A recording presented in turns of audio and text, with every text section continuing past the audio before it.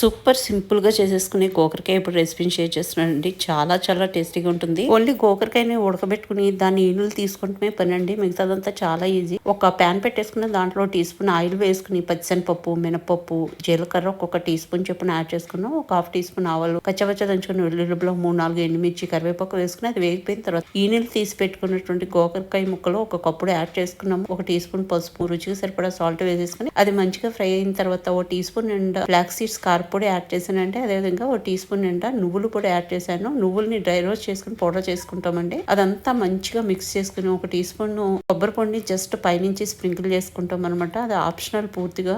కావాలంటే యాడ్ చేసుకోవచ్చు, లేకపోతే స్కిప్ కూడా చేయొచ్చు. ఇంకా ఇదంతా యాడ్ చేసి ఒక్క నిమిషం ఉంచిన తర్వాత మనము సర్వింగ్ డిష్ లోకి తీసేసుకోవడమేనండి. వేడి వేడి అన్నంలో ఇది వేసుకుని తింటూ ఉంటుందండి. సూపర్ గా ఉంటుంది. ఈ ఫ్లాక్స్ సీడ్స్ కారపొడి ఇలాంటివి మనం చేసి పెట్టుకుంటే మనం డిషెస్ లో ఈజీగా యాడ్ చేసేసుకోవచ్చండి. ఇంత